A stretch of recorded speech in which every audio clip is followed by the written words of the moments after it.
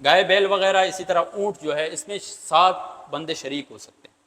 7 کا مطلب یہ ہے کہ زیادہ سے زیادہ 7 شریک ہو سکتے ہیں۔ بعض لوگ یہ سمجھتے ہیں کہ 7 کا ہونا ضروری ہے، 7 سے کم ہوگا یا طاق کا ہونا ضروری ہے، ایسی کوئی بات نہیں۔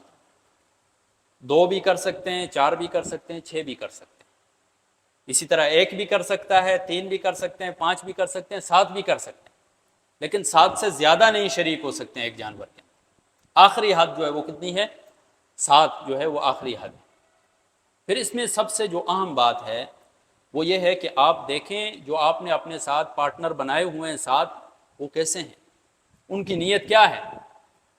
اگر آپ کے ساتھ 7 بندوں میں سے کوئی ایک بھی ایسا پارٹنر ہے جس کی نیت گوشت کھانے کی، جس کی نیت کیا ہے، صرف اور صرف اس کی نیت یہ ہے کہ میں گوشت کھاؤں، گوشت خوری کی نیت ہے، تو پھر سب کی قربانی خراب ہو جائے گی۔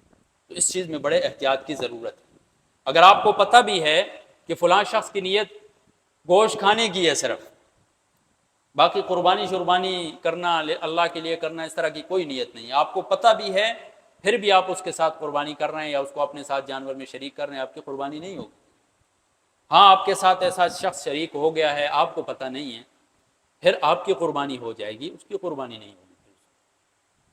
اسی طرح ایسا شخص جو سود خور ہے یا اس کی ٹوٹل آمدنی حرام ہے، تو ایسے شخص کو بھی اگر آپ اس جانور میں اپنے ساتھ شریک کریں گے تو قربانی آپ کی نہیں ہوگی، یا باوجود اس کے کہ آپ کو پتہ بھی ہے۔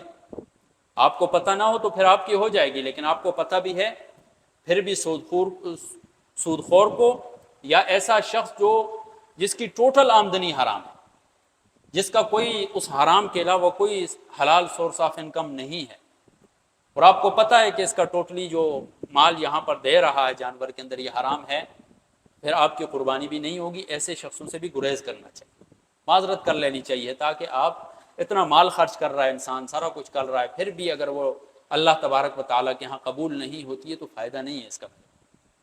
کوشش کریں اس چیز میں۔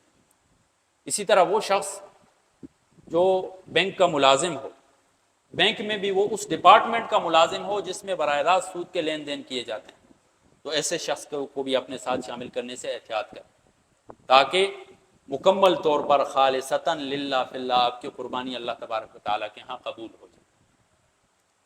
تو پہلی چیز تو یہ ہے کہ آپ نے دیکھنا ہے کہ آپ پر قربانی واجب ہے یا نہیں ہے، اس کا طریقہ میں نے آپ کو بتا دیا۔ دوسرے نمبر پر آپ نے جانور کی عمر وغیرہ کا خیال رکھنا ہے۔ اسی طرح تیسرے نمبر پر آپ نے خیال رکھنا ہے کہ آپ کے ساتھ شریک ہونے والے لوگ کیسے ہیں، ان کی نیت کیسی ہے۔ نیت اگر فاسد ہے تو آپ کی قربانی بھی فاسد ہے، اگر نیت ان کی ٹھیک ہے تو پھر آپ کی قربانی بھی کیا ہو جائے گی، ٹھیک ہو جائے گی۔